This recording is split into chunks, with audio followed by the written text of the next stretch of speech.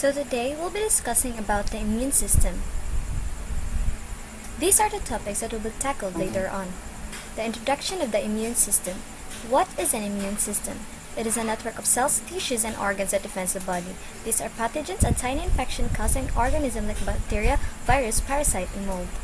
What is immunity? It is immunis in Latin, which means to exempt foreign substances called antigens. Antigens are proteins found on the pathogen's surface, the self and the non-self. The self refers to proteins made by our body. It circulates in our blood and is not a target of destruction by the immune system. The non-self refers to particles not made and is recognized as harmful to the body. Type of immune defense. The innate and adaptive immune defense. The innate immune defense is made of broad defenses. It is present and always active once a pathogen attacks. It includes external and internal barriers. Physical barriers and defense mechanisms are examples of external barriers, such as skin, cilia, mucus, tears, sweat, and many more.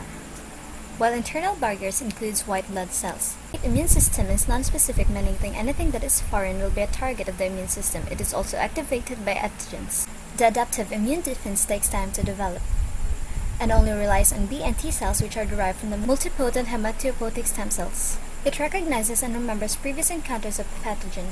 The cells involved in the immune system depends on its functions.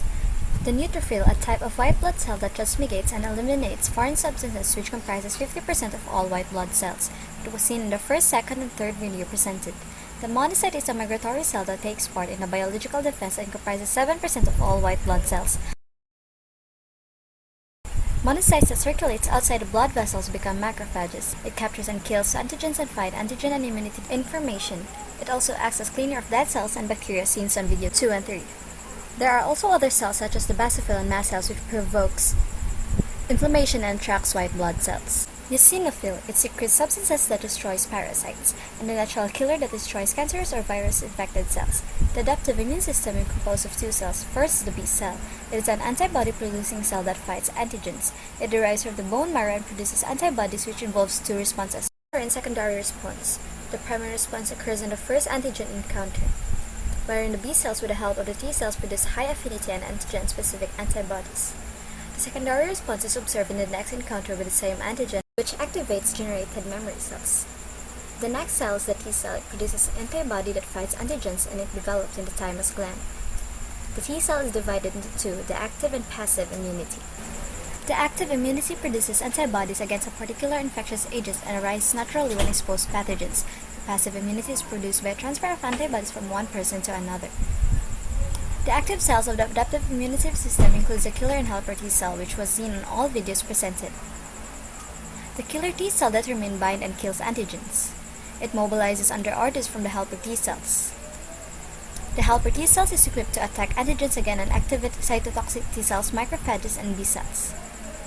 The passive cells consist of naive effector and memory T cell, which was seen in the second video. The naive T cell is an immature T cell that has never encountered an antigen. The effector T cell is a naive T cell after being activated. And the memory T cell is equipped to attack antigens for the second time of appearance. The dendritic cell is a cell present in both adaptive and immune system. It was seen in all videos and presents virus-infected cells that invaded the body. It also notifies other immune system cells and features protrusions and can activate naive T cells. The next one is the red blood cell. It is seen in all videos, which contains a large amount of hemoglobin and carries oxygen and carbon dioxide into the lungs through body circulation. Lastly, the platelets was seen in all three videos and is responsible for blood clotting and damaged vessels. The killer B and T cells. The T cell and B cell both generate in the bone marrow from the lymphoid common progenitor. The T cell matures at the thymus, which terms as thymocytes, while the B cell matures at the bone marrow. Both migrate to the bloodstream after maturation. The T cell have two types of active cell, which is the killer and the helper T cells, while the B cell only have one, which is the plasma cells.